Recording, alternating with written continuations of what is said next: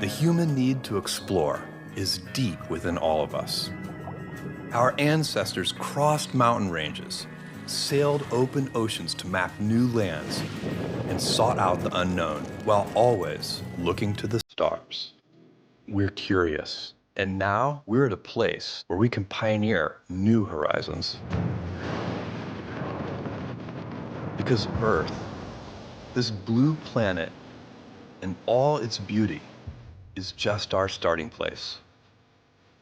5, 4, command engine start, 2, 1. And liftoff. Shepard, I'm near the tower. 5,000 feet and climbing. Oh, this is nuts! Yes, guys, we're doing it! Now is the time to open the promise of space to all and lay the way for generations to come. When our descendants look to the stars, perhaps from a rocky moon or colonies floating in open space, they'll remember this time. When they reflect on where it started, they'll remember this place. And when they honor those first explorers who said, "Let's go," they'll remember these bold steps. We are of blue origin. And this is just the beginning.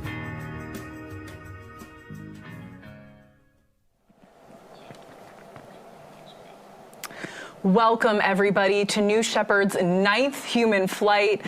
Thanks for joining us. It's another great day to fly to space. I'm Jackie Cortez, joined by Alice Watts. Alice, super excited to have you here today. Oh my gosh, Jackie, I am thrilled to be here today with you. And you all watching are very lucky because Alice is an engineering project manager on the New Shepard crew capsule team. She's been with the program for nearly 8 years. Alice, I know you started as a design engineer on the crew systems team, so clearly you know a thing or two about New Shepard. Yeah, I might know a thing or two, yeah, but it takes an entire team to get to a day like today. Yes, it does. And we are really excited because we're actually about to hear from Capcom, our capsule communicator, who's going to do some comms checks with our astronauts who are already seated on board New Shepard.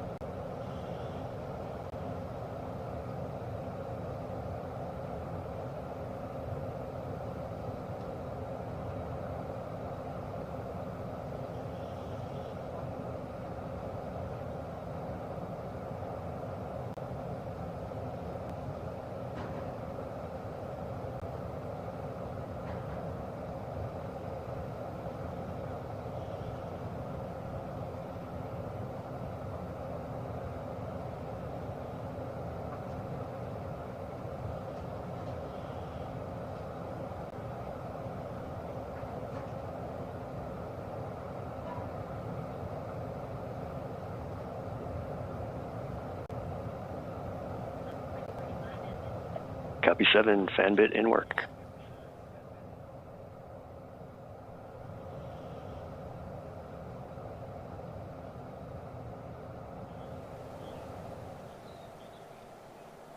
Well, while we're waiting on that comms check, Alice, tell us a little bit about your experience having worked on this program for so long. Yeah, it's been an incredible journey for myself, but think about the team that's down there today, Jackie. We've got our astronaut experience team, the crew member 7s, our operations team, and all the folks behind the scenes. They're the ones really making the magic happen today. That's right. And Alice, I know we've been down at Texas together, and I've seen you on many missions, so thank you for everything you've done for this program. Yeah, it's been quite a wild ride, and I was lucky enough to be part of some of the first human flights down there, and quite the highlight of my career.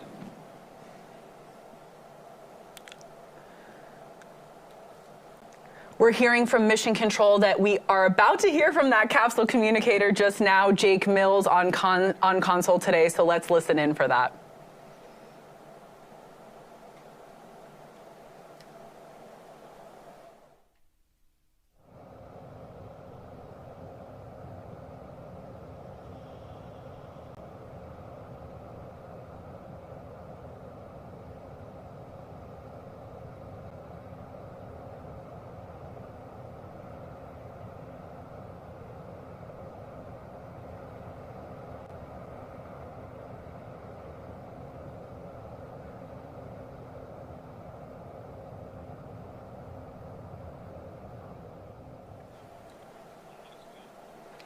Right now on that left side of your screen, what you're seeing is our crew member 7 getting our astronauts all ready to close the hatch. Our 6 astronauts today are seated on board the New Shepard capsule. You see the RSS first step over the door, and we're just doing the final touches with our operations team on site prior to closing the hatch and essentially taking the next step in this journey to space today. There she is, Sarah Knights, headset on, stepping out of the capsule.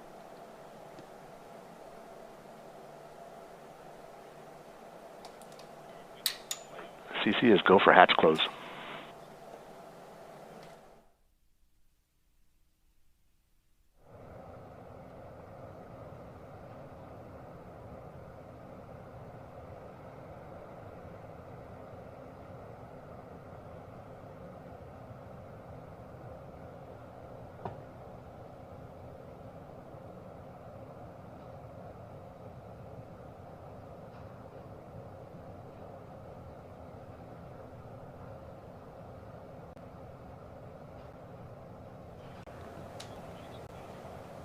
So just there on the bottom right of your screen, you saw our Capcom Jake Mills communicating and verifying that all comms are set and ready to go with our 6 astronauts inside the RSS first step. With that hatch closure, we'll shortly see our team egress off the launch tower, and our astronauts are T-minus 26 minutes from heading to space today. So Alice, tell us a little bit about who are the lucky 6 on board the capsule. I'd love to. Yeah, this crew today includes an engineer, an Emmy-winning TV host, Emily Calandrelli, who's also known as the Space Gal to her nearly 3 million followers. We also have Marc and Sharon Hagle on board, who first flew on NS-28 and are now flying again.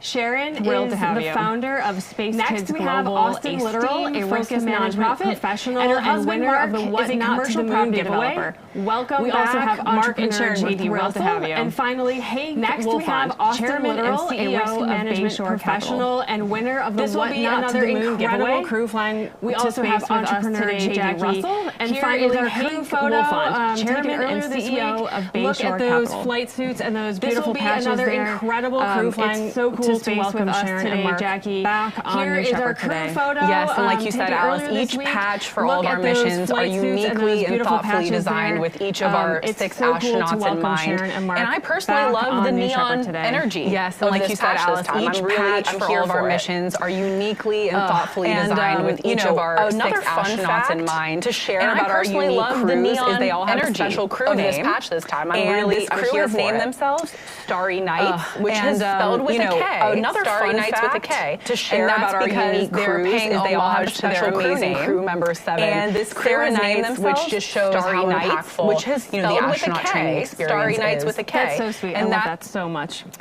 And if you're just joining us, again, welcome. We're about T-minus 24 minutes from New Shepard's 9th human flight. Alice, you've seen many a launch. First time behind the desk. How are you feeling? Oh, I'm so excited, Jackie. Launch day is always a wonderful day. But I can't imagine what those astronauts are feeling right now as they sit in the capsule. They must be buzzing. Yes, and these astronauts get to experience our planet firsthand. And it's always amazing to see how this really special experience creates a new outlook for them. So let's take a look at the story of New Shepard so far.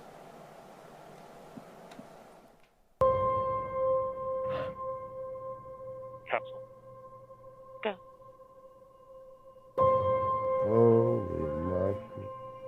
Booster. Is this wild? Go. Each person that goes up there, Oh my golly. This is nuts. Ground. Go. all of a sudden has a totally different perspective Wow, look at that view. Capcom. Go. of this little place here. New Shepard is go for launch. This is heaven. It's almost like an out-of-body experience.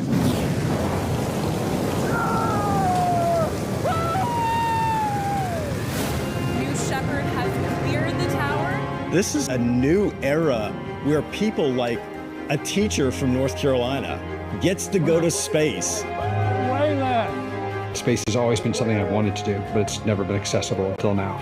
Look at that view. Look at the view. It's just unbelievable. You have to see it with your eyes to really, really take it in. Everybody else should go to space. Look at the Earth, just look outside. Look at the Earth. We're in space. This is a life-changing experience. Everybody needs to do this. It was absolutely insane. I mean, it's the coolest thing ever. Oh my word. I'm just spinning. That was enlightenment.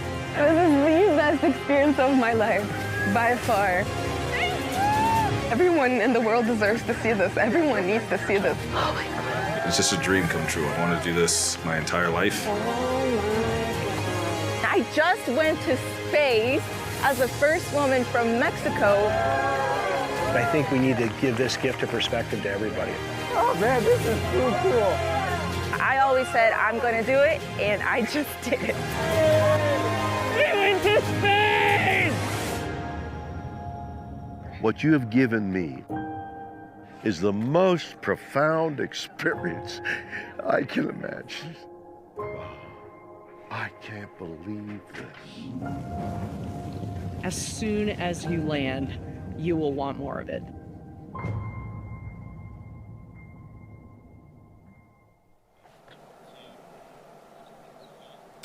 Clearly, New Shepard offers astronauts a life-changing shift in perspective. So far, we've flown 43 people across 8 human flights. After today, that number will increase to 47. And if you're checking my math, 3 people have flown twice, which will include Sharon and Marc. All told, that's just over 6% of people who have ever flown above the Kármán line, and really special, 10% of all women who have flown to space. Yeah, New Shepard has done things no other rocket has been able to do. Everyday people, just like these astronauts today and the ones that have flown, can visit space. In fact, our last mission, NS-27, we introduced our second human-rated vehicle. It was an uncrewed verification flight for that new rocket. Now, that's not the rocket out there on the pad today, but it will be flying humans soon. We added another vehicle to the fleet to better meet all of the customer demand that we have. And we love customer demand. There's a lot of people just like these astronauts waiting their turn to experience New Shepard and get that incredible view from space. Sharon and Marc, of course, being 2 amazing examples, taking their second journey across that gantry. We're just about T-minus 20 minutes from liftoff on NS-28, the 9th human flight of our program. Let's meet the stars of the show. Let's learn more about our crew. In seat number 1, we have Austin Litteral, who works in risk management in the financial services industry. He's a husband and proud father of 2 daughters. He spends his free time hiking and cheering for the Phillies, Eagles, and Sixers. You know, I personally, as a Steelers fan, don't support that, but it's great for Austin. We know where he's from. He grew up with photos of NASA shuttle launches plastered on his bedroom wall, and this flight will fulfill a lifelong dream of becoming an astronaut. This dream was made possible by Whatnot, the largest live stream shopping platform in North America and Europe. Austin actually won his seat as part of the Whatnot to the Moon giveaway, and having only ever won a Britney Spears shirt from a radio show, I'm a little bit jealous here of Austin. What a giveaway. Seats 2 and 3 are also very special, and we're proud to welcome back 2 returning astronauts, Marc and Sharon Hagle. They both flew on New Shepard's 20th mission on March 31st, 2022, the ultimate testament to the power of the New Shepard experience. Marc is in seat 2. He's the CEO of Tricor International, a residential and commercial property development company. He and Sharon are avid philanthropists for arts, sciences, health, and education charities. And in seat number 3 is Sharon. She's the founder of Space Kids Global, a nonprofit she created in 2015, whose mission is to inspire elementary students to excel in STEAM education and especially ensure girls are equally represented. Space Kids Global has done incredible work with students around the country. They work to send student science projects to the ISS. They developed an amazing partnership with the Girl Scouts. They participate in Club for the Future. So much. To date, Space Kids Global has reached nearly 900,000 students. Welcome back, Marc and Sharon. Incredible. In seat number 4, we have Hank Wolfond. Hank is chairman and CEO of Bayshore Capital in Toronto. Hank has been a pilot for almost 50 years and has dreamed of reaching space since he was a child, watching that historic Apollo moon landing. He holds numerous aviation licenses, including an airline transport pilot's license for fixed-wing aircrafts and a commercial pilot's license for helicopters. He moonlights as a professional pilot on charter, medevac, and organ retrieval flights. To quote Hank, "What I love about aviation is the challenge to improve my skills to fly a more perfect flight. This experience, seeing the world from a cockpit at all altitudes, high and low, over oceans, mountains, African savannas, deserts, and cities across the planet, has never gotten old for me." Well, Hank, we'd say this flight today might give you the most beautiful perspective of our planet. I might be biased a little bit, though. Next up, in seat 5, we have founder and entrepreneur J.D. Russell. J.D. grew up in a military family at Davis-Monthan Air Force Base in Tucson, Arizona. Before starting his entrepreneurial career, J.D. served as a federal law enforcement warden to protect fish and wildlife. He founded the Victoria's Secret Russell Foundation to honor the memory of his deceased daughter. The foundation is dedicated to supporting children's education and assistance to families of first responders, and it's a proud partner with Dolly Parton's Imagination Library to bring the love of reading to children by gifting books free of charge. Such a noble mission. And last but not least, in seat number 6, we have Emily Calandrelli, known as the Space Gal to her millions of followers on social media. Emily is an MIT-trained engineer, an Emmy-nominated TV host, and if that's not enough, also a New York Times best-selling author. Everything Emily does is focused on inspiring young people, particularly young girls. She wants them to see themselves in STEM. In addition to authoring children's books, she's also the host of 3 educational TV shows: Exploration Outer Space on Fox stations, Emily's Wonder Lab on Netflix, and Emily's Science Lab, which airs on YouTube. We'll share more of Emily's incredible story a little later in the show. For now, Emily, the Space Gal, what an honor to welcome you on board today. Another incredible crew. These folks have dreamed of going to space for a long, long time, and now they're about to realize that dream. Wow. And the Hagles, welcome back. Welcome back. Another chance to go to space. With that, let's check out New Shepard on the pad. We're about T-minus 15 minutes.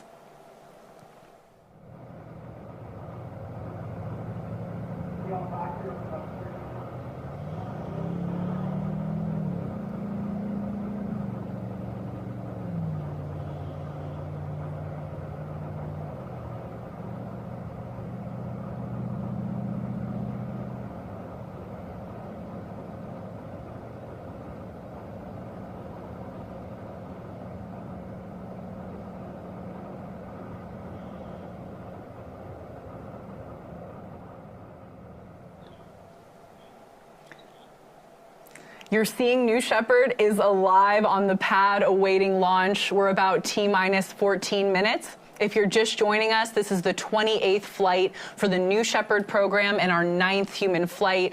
Now, just like we've done on past missions, today's crew made their own postcards to fly to space on behalf of Club for the Future, Blue Origin's nonprofit. Every time we fly astronauts, each one creates a postcard to take with them to space. Now here they are. Here are our crew in the Astronaut Training Center designing their postcards. It's such a neat tradition that every astronaut gets to make a postcard and fly these postcards to space. You know, the reason we fly postcards is because we want to make space more accessible to students. We want to see kids around the world reach for careers in STEAM. Another cool thing, in addition to the physical postcards, we're also introducing a new online way for students to draw digital postcards and send their art to space on New Shepard. If you want to participate in this program, it's a great way to jump in. Anyone can do it. It's free. It's easy. It's super fun for the whole family. I mean, I've done it a few times. I know you have too. To send your digital art to space, just simply go to draw.clubforfuture.org. And something else that's really unique, Crayola, Space for All, Club for the Future, and Kennedy Space Center Visitor Complex recently announced a national initiative called Creativity Launches the Future. It's a program for students, parents, and the community to nominate exceptional educators. We all know them, we all love them, for a chance to win a VIP trip to the KSC Visitors Complex. You can nominate that outstanding educator in your life by following the club on its social handle at Club for Future. Applications close on January 20th. Yeah, get those nominations in. You all know rock star educators. So, you know, this is something that club just loves to do. We find these great organizations doing fantastic work. We join forces for good. So yeah, let's, you know, it's great to see that we're linking arms with Club for the Future and recognizing all these outstanding educators. That's why we do this. Absolutely, Allison. Our future is bright, absolutely, seeing all these inspired students. We're at T-minus, just under 12 minutes to take off. Let's check out New Shepard on the pad. We'll be right back.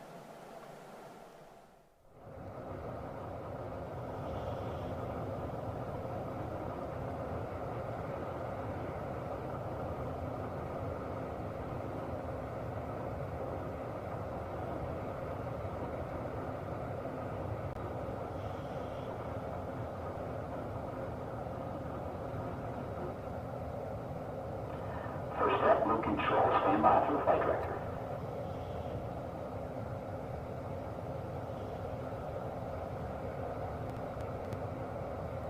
All stations, this is the flight director. I'm Sharon 1 and UHF with the go for terminal count and launch. Capsule, go. Booster, go. Ground.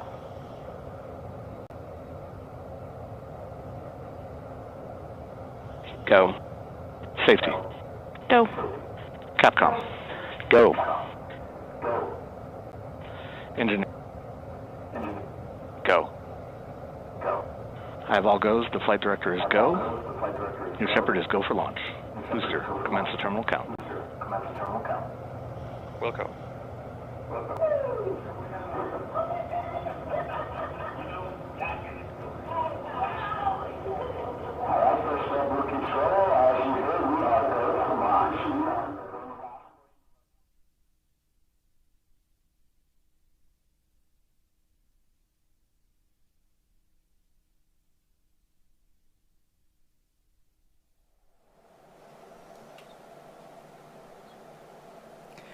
What we all just heard was an amazing go, no go poll to confirm that the NS-28 mission is a go for launch today.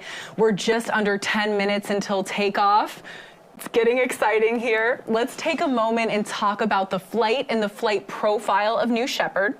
It's what we call a suborbital flight program, and it's a very unique and special flight profile. And Alice, you know a lot about this. Tell us about it. Yeah, the suborbital flight is a fantastic way to experience space since it's so accessible. No longer do you need to spend years training to be a professional astronaut to go to space. Suborbital flight really opens up to everyone.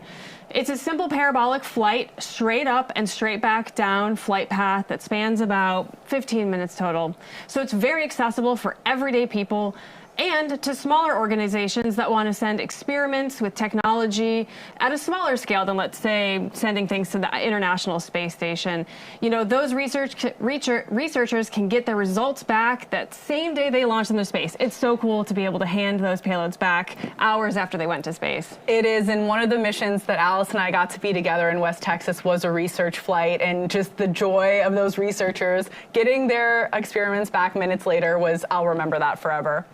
The New Shepard rocket has a vertical takeoff, vertical landing architecture. It contrasts with New Glenn, which will launch very soon from our Cape Canaveral site. New Glenn is our orbital rocket that will deliver just about anything to low Earth orbit, to lunar orbit, and even deeper into the solar system. Together, these launch systems, New Shepard and New Glenn, cover the gamut of needs for all kinds of space customers. So let's dive in a little deeper on that New Shepard suborbital flight profile. 7, 6. New Shepard's mission begins when the countdown clock reaches 0. 2, 1, 0. At this point, the engine will start and the rocket will lift off of the pad. It will continue under the boost phase for about 2.5 minutes until main engine cutoff. 20 seconds later, the crew capsule will separate from the booster and the astronauts will unharness and enjoy zero-G. The crew capsule will continue past the Kármán line to an ultimate apogee of 350,000 feet, or 100 kilometers. The booster will autonomously land on the landing pad, ready to be prepped for its next flight. Around 3.5 minutes after separation, the crew capsule will begin to re-enter Earth's atmosphere. Parachutes will deploy around an altitude of 7,000 feet, or 2,100 meters, providing a nice, slow descent back to Earth.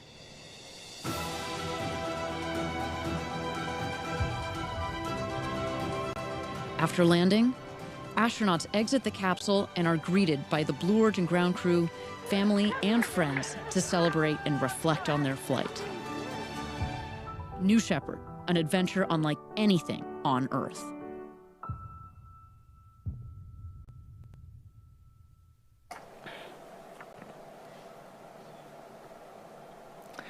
All right.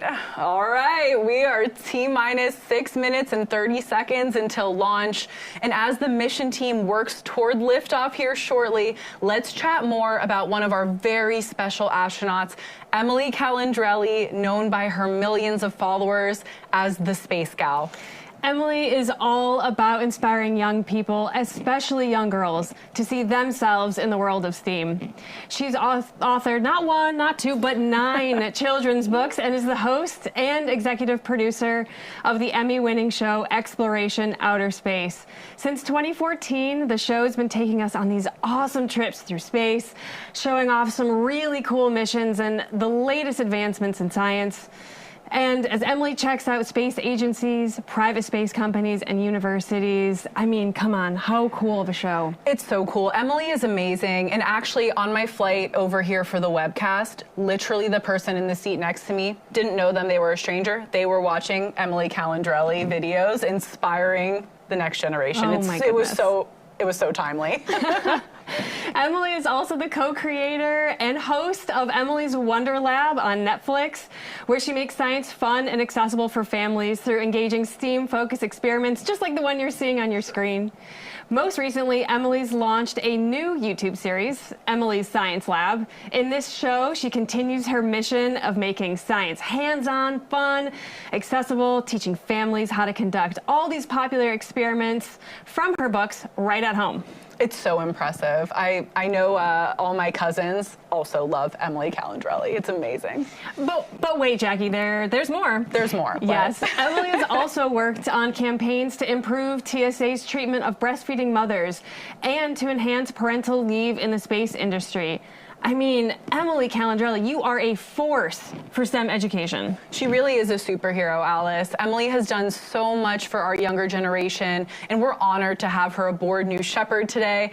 I think she's someone who definitely needs to be an astronaut. That's an understatement. Yeah, it's definitely time, Emily.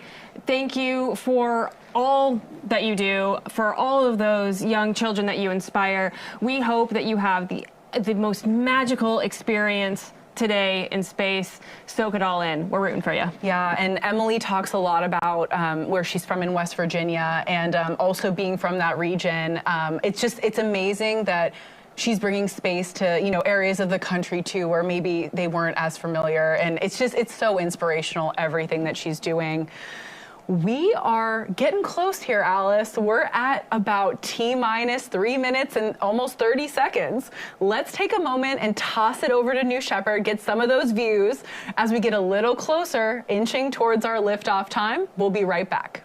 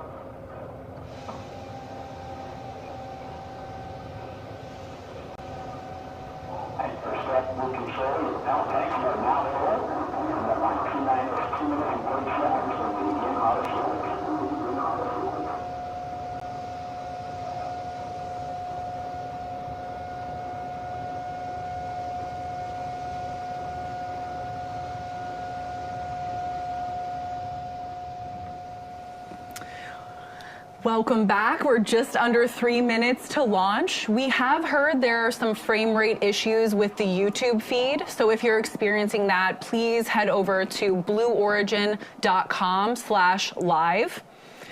As New Shepard awaits liftoff here, just T-minus 2 minutes, we'll go through a series of final vehicle checks. Let's await those checks and listen in. These are some of the really, unique design elements of the New Shepard vehicle.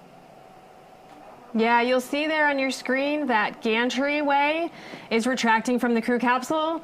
That is what the astronauts walk across to get into the crew capsule this morning, and it retracting is a great sign. This is all nominal. Soon we will see some additional checks. Let's stand by and take a look.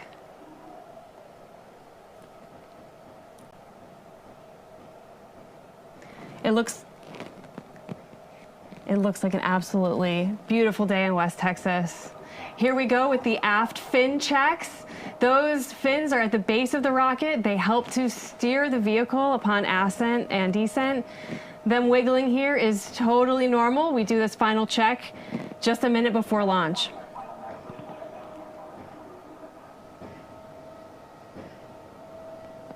You'll see New Shepard breathing here. In the final minutes, we're handing over to the vehicle for, the last couple seconds here.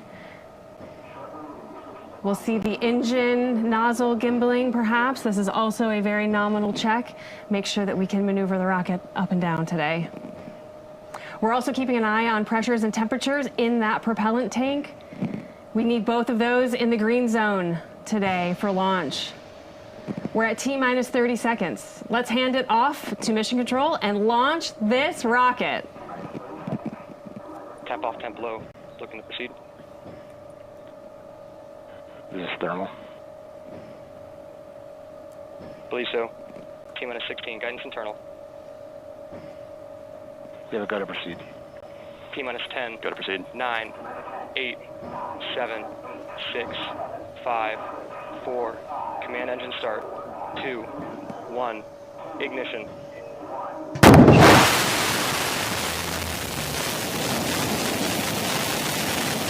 Liftoff.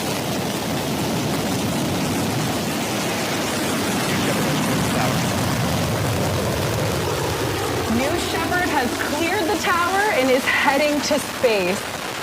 Follow along with us on your screen. We have velocity picking up. We're gaining altitude as New Shepard pierces through the atmosphere. You see that BE-3 engine at 100% power level.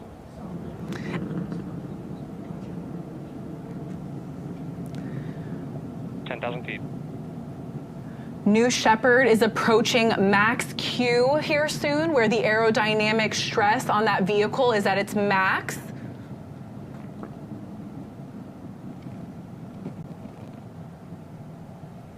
Feet.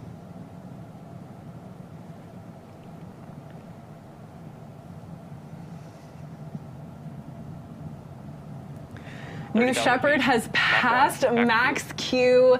BE-3 is pushing back up to 100% as the atmosphere gets thinner and higher. 40,000 feet. Yeah, right now the astronauts are experiencing increasing Gs. This is going to increase from 1 to 3 Gs here. That's 3 times your weight pushing you down into that seat as you launch to space. Quite a ride.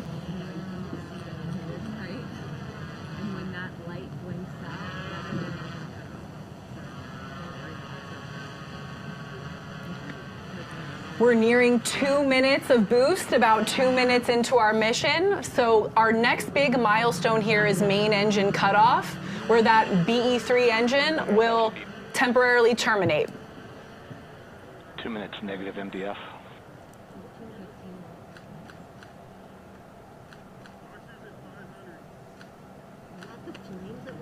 Yeah. 10 seconds to MECO. 150,000 feet.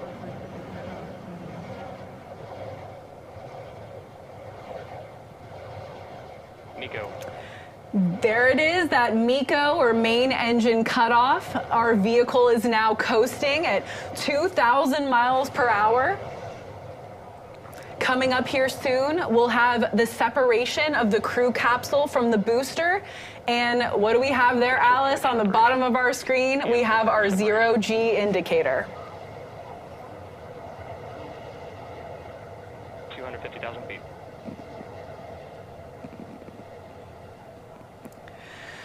You can see it in the center of your screen. Separation is confirmed. The crew capsule is floating in 0G as the New Shepard booster starts its descent back to the landing pad. An absolutely huge congratulations to all 6 of our crew. They are officially astronauts.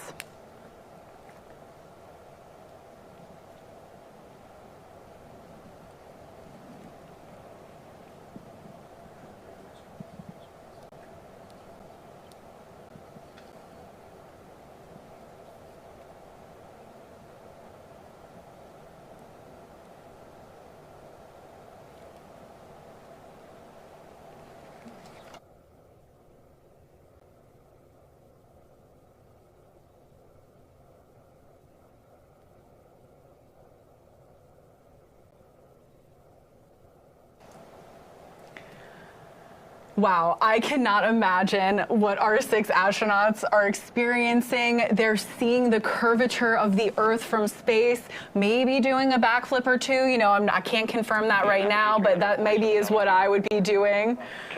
And as we mentioned, you can see the separation between the crew capsule and the booster very clearly here in the center of your screen.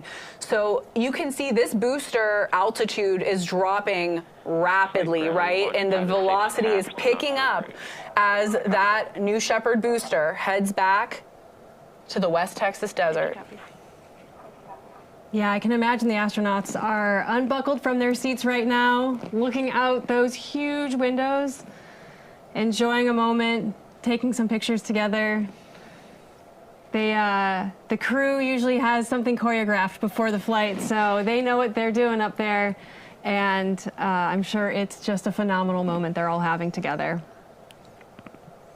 I feel like Marc and Sharon on board are, you know, the astronaut experts, right? They're professionals here now on their second flight. They're the tour guides. Yes, yes.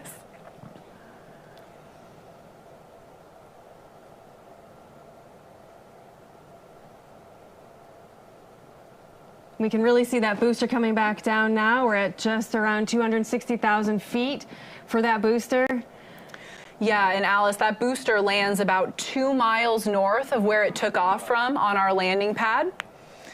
At about 5.5 minutes here into the mission, the booster screaming back down to Earth and our astronauts enjoying 0G.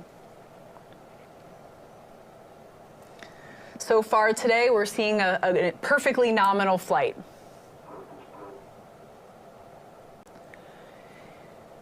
And again, today is our NS-28 mission. It's our 9th human flight, but this booster you're seeing head back to Earth here has flown 12 times.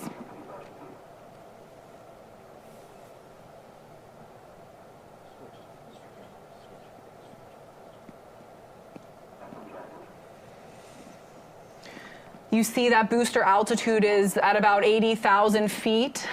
Those wedge fins, the steering fins, the ring fin, those unique design elements that we discussed earlier in the show are working together to guide the booster down to the landing pad.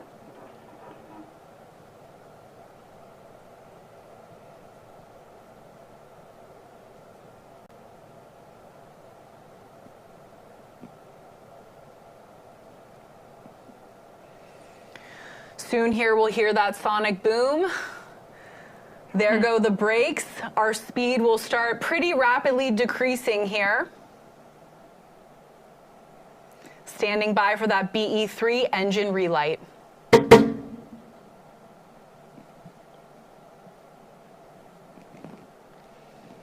Just a gorgeous view. There's the BE3 engine relight. The landing legs deployed, the West Texas dust in the air.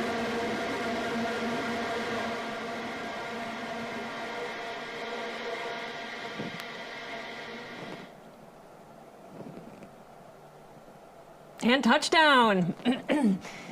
What an incredible sight to see. Let's let this dust clear and we'll see. There it is. The New Shepard booster standing tall on the landing pad. Again, love the sight of that West Texas dust. It clears and it's like almost it's a magic trick. It's like, here's the booster. Yeah, the booster return is truly one of our proudest moments at Blue, because it really does show the incredible engineering and all the hard work that's gone into bringing a rocket safely home from space. And that rocket is ready to be reused. Again, you know, like you said, Alice, the booster touchdown is, of course, one of the proudest moments. It's, you know, an amazing feat of engineering, but our show and our mission are not over. As we mentioned before, you know, the shape of that crew capsule causes it to descend significantly slower, of course, than the booster here. So our astronauts at this point are buckled into their seats. They're headed back down, and we'll check in with them shortly.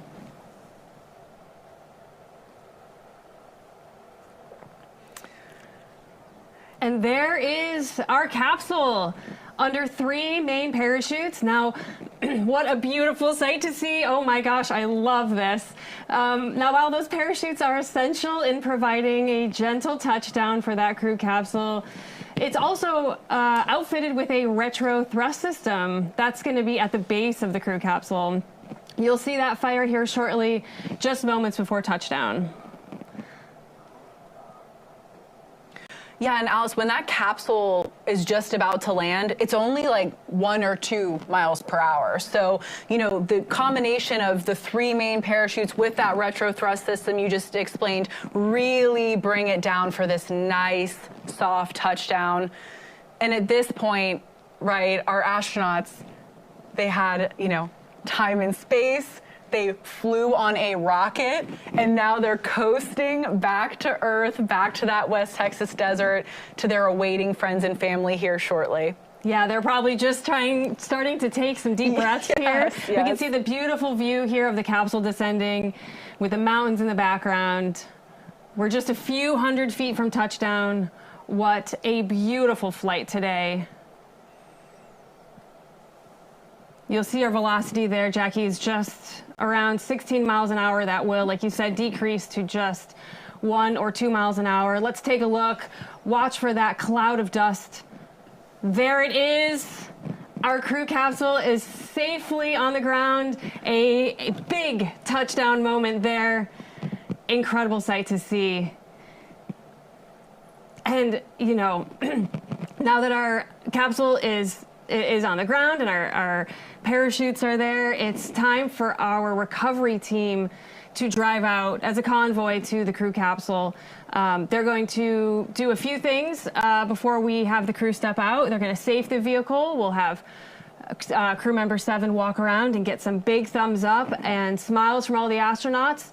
And then shortly we'll see a hatch opening. So let's stay tuned. Yeah, and Alice, I know you've actually driven these recovery vehicles racing out towards the desert to see the astronauts. What's that like? I hope to be a passenger in that car with you one day. It's a thrill. Oh my gosh, it's incredible to get out there and be in such a remote place and have such a cool and futuristic piece of engineering sitting out there waiting for us to let the 6 astronauts out. Love that contrast. And while we wait on our recovery crew to come out here, safe the vehicle, open the hatch, we have a very special guest joining us, one of our former New Shepard astronauts, someone who has experienced that very flight profile firsthand, Carson Kitchen, the youngest woman astronaut to cross the Kármán line.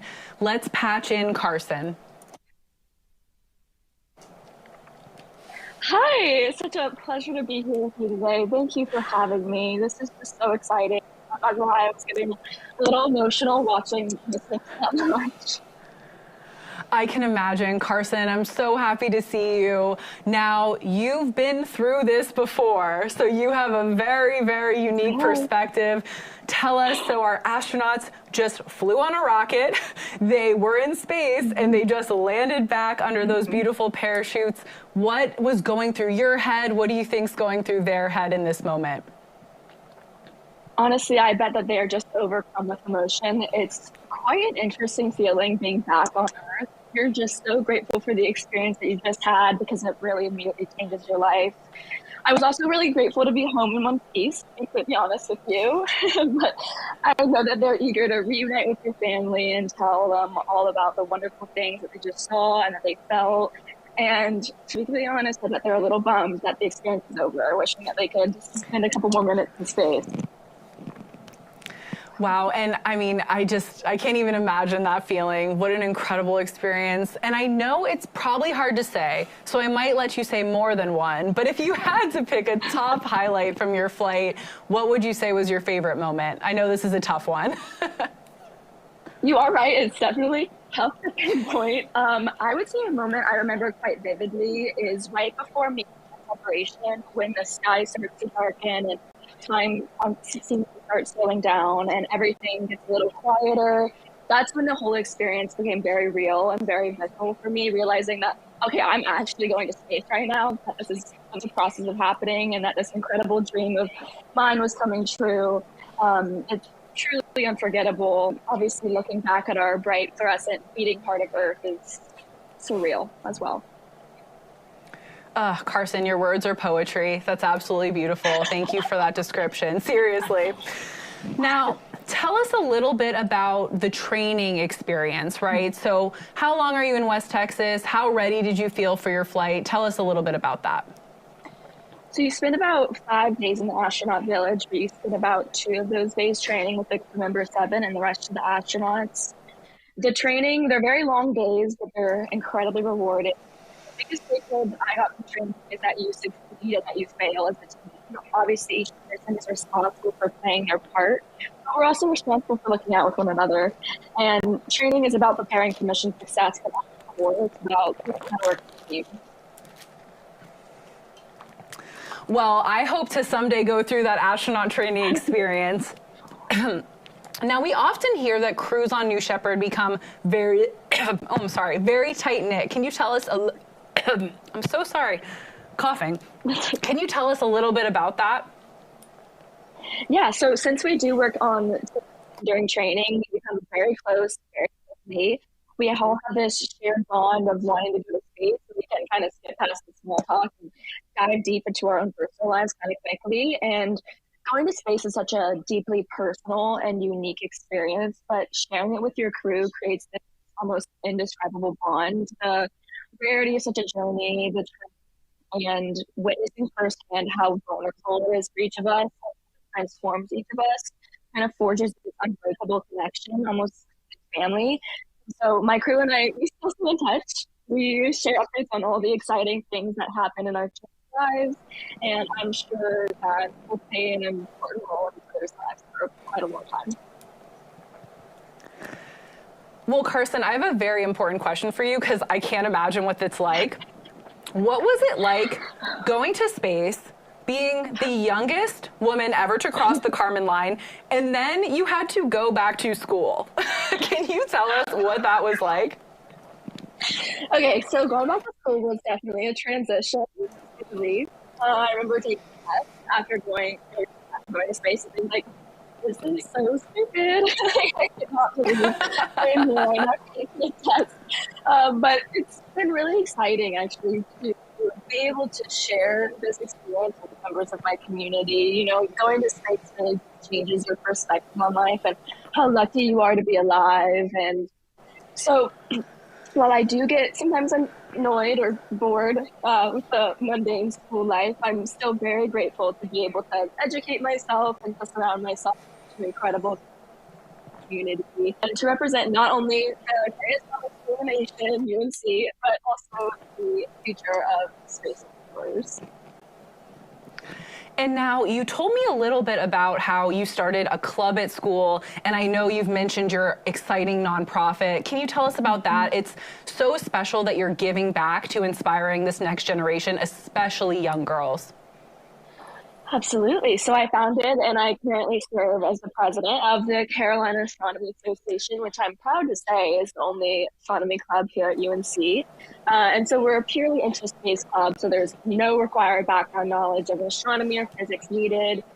We try to make learning about space and astronomy very immersive and very fun, because I've learned that if you do put a prerequisite of knowledge, people can be very reluctant to join, and it can be very intimidating for them. So we do a lot of fun activities, and it's great to be able to share my experience and all of the members about what going to space was like, what the training was like. But I did also found an organization called Orbital. It aims to inspire and motivate young women to pursue opportunities in the space industry.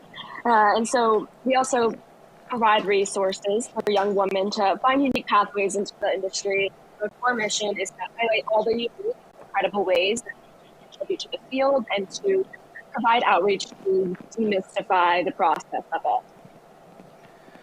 Well, thank you again. Truly, the impact that you're having back on Earth after this monumental experience in your life, like, it's just so special. So thank you for everything you're doing. And you have one other very special little treat about this space flight. You and your dad, Jim, both flew on New Shepard. So what is it like, this father-daughter astronaut duo? Like, I imagine, like you said, you're probably the coolest family in the neighborhood. Tell me about that.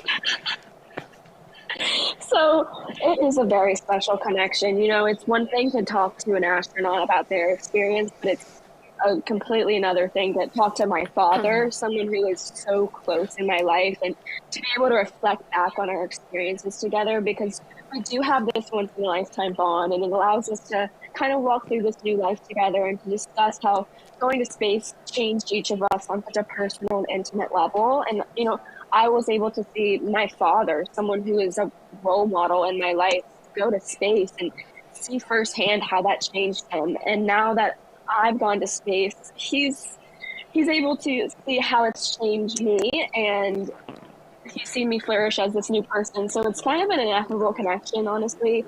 But I'm sure that Marc and Sharon also understand that connection. But needless to say, we're definitely going to have a very interesting Thanksgiving this year.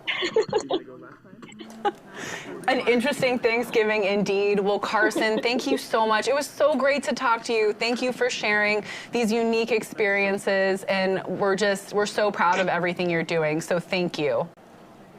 Thank you, Jackie. I hope you too have a great day. Thank you.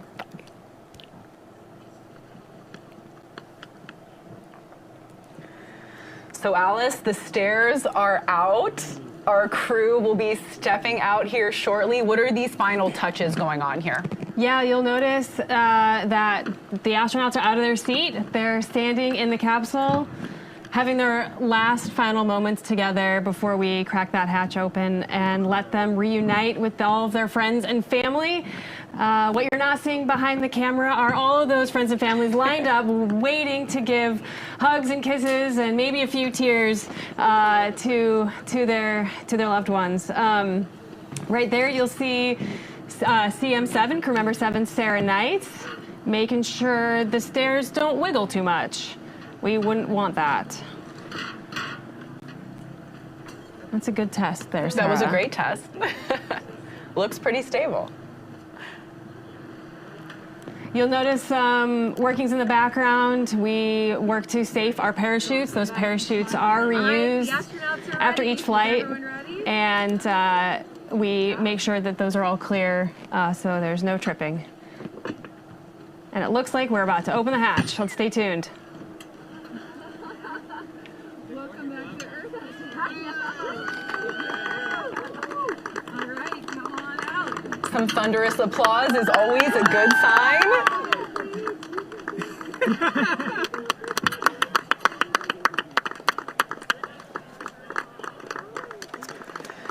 Welcome back to Austin.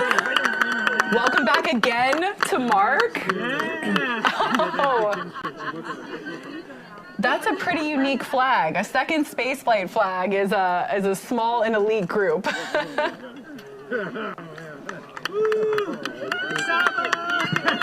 Oh, and welcome back again to Sharon, carrying a stuffed dog after her dog Saba. Welcome back to Hank. You're an astronaut, Hank. Congratulations.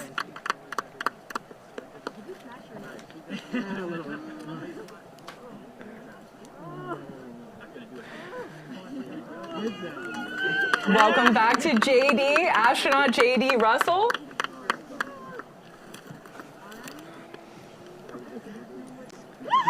And last but certainly not least, the space gal herself, Emily Calandrelli, finally an astronaut. And there are those big hugs. Oh my gosh, what a special moment. I told you I'd see you in the capsule. Twice.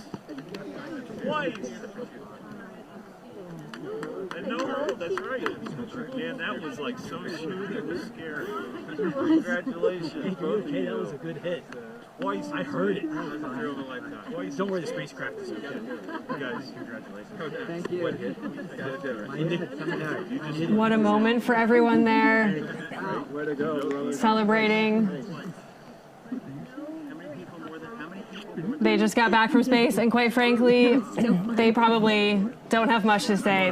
Those moments will make you speechless. It will take a while, I think, for those astronauts to soak in what just happened.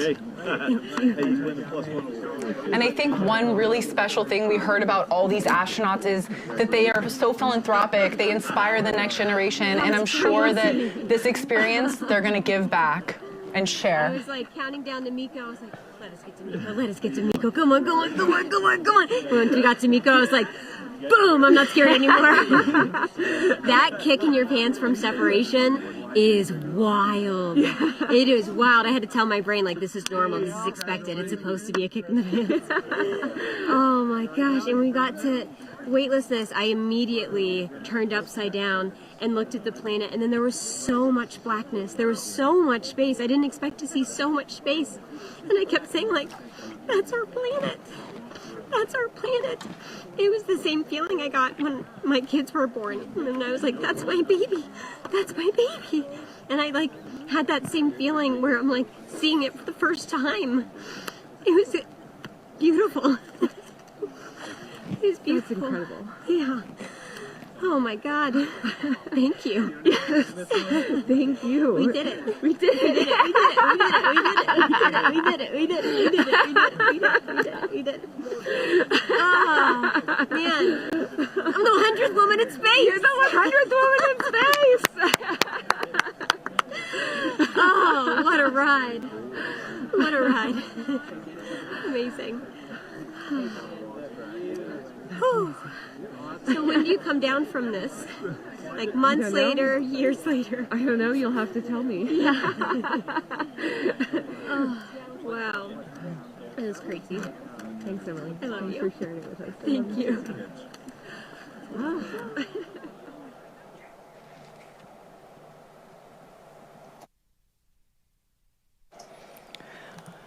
Well, if that doesn't inspire you, I don't know what will. That raw, emotional, incredible, experience that Emily just shared. So touching. Beyond Let's tune in. I expected before, and it's perspective that adds to the mission that I'm on to combat hate and anti-Semitism, and seeing the world from up that high where you don't see the borders, you don't see the divisions, you don't see all of the lines that divide us, where we hate each other. We're all one people. We're on this very fragile, small planet. It's amazing. You can see the Pacific. You can see the Gulf of Mexico. It's like just incredible. Happy for you. I'm so grateful to you, Sarah, for all of the training that you provided, and it almost worked perfectly. I didn't quite get my crotch belt enough on the way down, but Phil, thank you. Honored to have I don't know. you. It'll take me a while to process this. I thought about my kids and my whole family. I was trying to deliver a message in the middle of space, and there's just so much going on in my head. But we're so proud. I can't wait to go again. Yeah, there you go. There you go. Follow the Hagles. Yeah. She's coming with me next time. We're gonna do the Hagle thing. There we go. You gotta take. Somebody's gotta take it up with the Hagles. You may want to go a third Carry time. on the tradition. Hank's words about, seeing that we're all in this together. It's one Earth, we're all on together. That view from space, that overview effect, hearing Hank's, again, these emotional, these raw reactions is so special. Yeah, it's getting me emotional, quite frankly.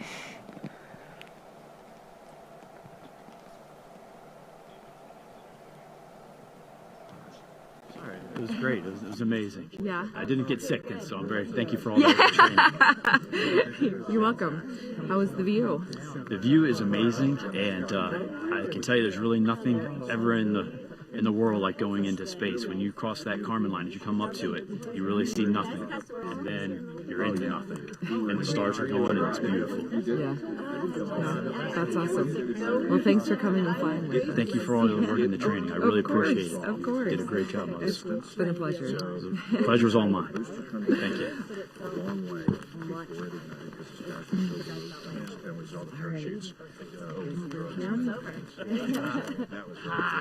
Hi, friends. Do you want to tell us? What an incredible day. What an incredible day for all of us, especially those 6 astronauts that we just heard from on board today's flight. It was an absolute honor to fly you to space. If you would like to follow in the pioneering footsteps of these astronauts and purchase a seat on a future ride to space, visit blueorigin.com and click on that big Fly to Space button. Your own journey to visit the Kármán line is closer than you think. Yes, Alice, that Fly to Space button, it's very direct. Click here, Fly to Space. And if you'd like to purchase a mission patch or other swag to commemorate today's launch, head to the Blue Origin shop for patches, shirts. It's getting cold. You see a hat there. There's so much more. And in the center there's that patch for today's flight, which is what our astronauts wore on their flight suits, and it has a very special meaning behind it. The color pink and the girl in the signature pink overalls represents Emily Calandrelli. The center line in the 2 represents Sharon and Marc's second flight on New Shepard. You saw Marc come out of the capsule holding his 2 sign. The stars represent Austin Litteral's vision for people among the stars. The people at the bottom of the patch represent J.D. Russell's hope for generations of people expanding their understanding of the world. And the wolf in the crew capsule's window represents Hank Wolfond. Like you said, it's his spirit animal. And if you would like to join the Blue Origin team, help fly New Shepard, help build this road to space, we have hundreds of positions across all of our facilities nationwide, including manufacturing sites in Florida, Alabama, Washington, and Texas. Just visit our website for more details at blueorigin.com/careers. I'm Jackie for Alice and everyone here at Blue Origin across the country. Thank you so much for joining us. And until our next mission, Gradatum Ferociter. Have you ever dreamed of going to space and gazing back on Earth through some of the largest windows that have ever flown in space? We certainly have. T-minus 10, 9. A once-in-a-lifetime journey is closer than you think. It's your time to join the new generation of astronauts.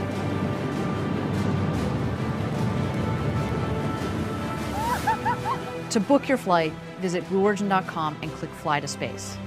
Tell us as much as you can about yourself. We welcome you to the final frontier.